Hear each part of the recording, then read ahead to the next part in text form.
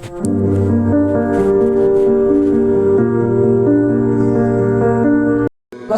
आपका अपने YouTube channel Ram Shri कुंडली दर्पण में स्वागत है।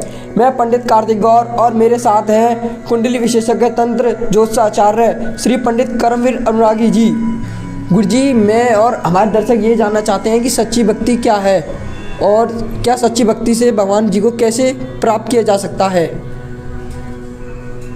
आपका क्वेश्चन बहुत अच्छा है और आपको और आपके चैनल को, आप दर्शकों को बहुत बहुत साधुवाद।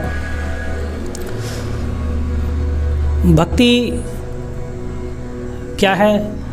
भगवान को मन को समर्पित करने, अपने आप को समर्पित करने का एक भाव है मन के द्वारा, और मन के द्वारा हम भगवान को प्राप्त कर सकते हैं, भगवान का सानिध्य प्राप्त कर सकते हैं और भगवान से साक्षात्कार भी कर सकते हैं हम। और भगवान को पाने के वेदों में, शास्त्रों में, पुराणों में कई मार्ग बताए गए हैं और सबसे आसान मार्ग है भक्ति मार्ग, जिसके द्वारा हम भगवान को, ईश्वर से साक्षात्कार कर सकते हैं और उनको प्राप्त कर सकते हैं। तो इसके लिए मैं आपको एक कथा सुनाता हूँ जो बहुत प्राचीन है और उससे आपको समझ में आ गया हम भगवान को किस तरह से पा सकते हैं। प्राचीन काल में एक हीरा नाम के सेठ थे और वो किराने का काम किया करते थे और स्वभाव से वो बहुत कंजूस थे, मुफ्त में किसी को कुछ देना नहीं चाहते थे। एक बार ऐसा हुआ कि एक साधु आया उनकी दुकान पर और वो कहने लगा, महाराज, सेठ महाराज जी, मुझे थोड़ा सा नमक चाहिए आपसे। और महाराज कहने लगे, कुछ वो दाम तो दो। वो कहने लगा, नहीं, मेरे पास पैसे तो आज है नहीं भिक्षा में, आप भिक्षा स्वरूप ही नमक दे दीजिए। अब वो किसी खुंदक में बैठे हुए थे, अब गलती से उन्होंने क्या करा, नमक की जगह जहर दे दिया। ध्यान को रहा नहीं गुस्से में, कि पहले से वो कुछ किसी गुस्से में बैठे हुए थे। अब वो साधु महात्मा तो लेके चले गए और बाद में उनका ध्यान गया कि थोड़ी देर बाद कि मैंने नमक की जगह उनको तो जहर दे दिया। अब कहीं साधु महात्मा को कुछ हो ना जाए, अगर कुछ हो गया तो मेरा दुकान का नाम खराब हो जाएगा और राजा के द्वारा मुझे फिर दंड मिलेगा। फिर पीछे पीछे दौड़ते हुए गए उसको ढूंढते हुए साधु को।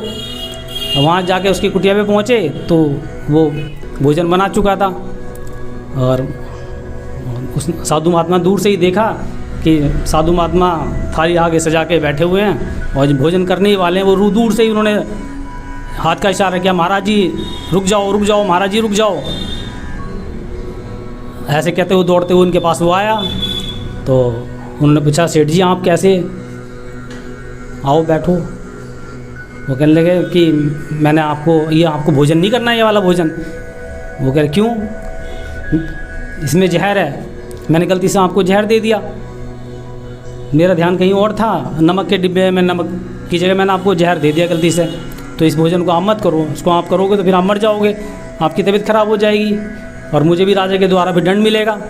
मैं इसे दौड़ा हुआ आया हूँ। उन्होंने कहा, नहीं, अब तो हमने भगवान को भोग भी लगा दिया इसका, अब जहर हो चाहे कुछ भी हो, अब भगवान को हमने भोग लगा दिया तो हमारे जब भगवान ने स्वीकार कर लिया तो इस भोजन को हम भी पाएंगे।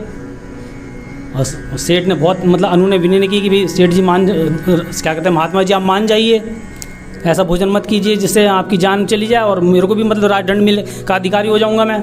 मगर वो महात्मा जी माने नहीं, उनका नहीं, भगवान ने पा लिया तो हम भी इसे पाएंगे। अब सेठ माथा पीट के बैठ गया और महात्मा अपने भोजन करने लगे। अब मन में उसके सेठ के विचार चलते रहे कि अब क्या होगा, भगवान कैसे होगा, अब तो मेरा परिवार जो है सड़क पर आ जाएगा और राजा के द्वारा मुझे दंड मिलेगा, अब क्या होगा। महात्मा जी तो मान नहीं रहे, भगवान को मन में याद करता रहा और उन्होंने भोजन किया। भोजन करके वो विश्राम करने चले गए महात्मा जी। उन्होंने कहा, सेठ जी आप जाओ अपने, आप क्यों बैठे हो? उन्होंने कहा, नहीं, मैं बैठा हूँ और अगर आपकी कुछ तबीयत ख़राब होगी तो मैं आपको ले तो चलूँगा, चलो वैद्य के पास चलो। उन्होंने कहा, नहीं, वैद्य के पास भी हम नहीं जाएंगे। अब महात्मा जब माने नहीं तो सेठ बेचारा मजबूर हो गया, वो रात भर कुटिया के बाहर बैठा रहा और भगवान का चिंतन मनन करता रहा, हे प्रभु अब तो लाज आपके ही हाथों में है और आपको ही देखना है क्या करना है, कैसे होगा। और बैठा रहा रात भर और सुबह महात्मा 4 बजे उठे और नदी की तरफ जाने के लिए, नहा स्नान आदि करने के लिए जाने लगे। तो सेठ जी ने पूछा कि महात्मा जी आपकी तबीयत ठीक है? वो कहा मैं तो ठीक हूँ, आप क्यों अभी तक रात भर यहीं बैठे रहे आप? उन्होंने कहा मैं तो आपकी चिंता में बैठा रहा, और क्या करूँगी भाई, आपकी तबीयत ना ख़राब हो जाए, कुछ हो ना जाए आपको, कि जहर पाया उन्होंने। उन्होंने कहा महात्मा जी क्या आप जाओ? उन्होंने कहा नहीं, मैं पीछे पीछे रहूँगा आपके। अब महात्मा जी गए, नदी में स्नान किया उन्होंने, और क्या कहते हैं, स्नान करके भगवान को, सूर्य भगवान को जल अर्पण किया, और उसके बाद फिर वो मंदिर में गए दर्शन करने के लिए, जो उनका वापस आके कुटिया में जो मंदिर था उनका, और पूजा अर्चना करने के लिए जैसे उन्होंने पट खोले मंदिर के, तो उन्होंने देखा कि भगवान की मूर्ति के 2 टुकड़े हो चुके हैं, और भगवान का जो पूरा शरीर है वो नीला हुआ है। तो सेठ ने और महात्मा जी ने जब ये देखा तो उन्हें पता लगा कि हाँ, हमारे जहर को, जो हमने जहर भगवान को भोग के द्वारा अर्पण किया था, उसे भगवान ने स्वीकार कर लिया और मुझे बचा लिया, और सेठ की लाज रख ली।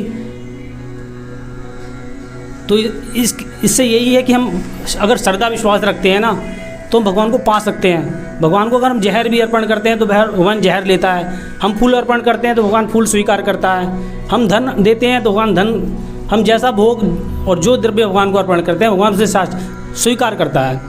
और हमें इसी तरह भक्ति करनी चाहिए मन के द्वारा, और जितनी हमारी गुंजाइश है उस हिसाब से हमें भक्ति भाव से भगवान का समर्पण करना चाहिए, प्रेम करना चाहिए भगवान से, तो भगवान को हम पा सकते हैं। गुरुजी, आपने हमें इस कथा के माध्यम से बहुत अच्छी जानकारी दी।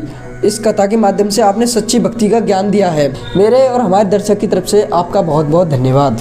आपको भी और आपके दर्शकों को धन्यवाद हमें समय देने के लिए। तो दोस्तों, आपको इस वीडियो से जानकारी मिली हो तो प्लीज़ इस वीडियो को लाइक करें, शेयर करें और सब्सक्राइब करें, और प्लीज़ बेल आइकन दबाना ना भूलें।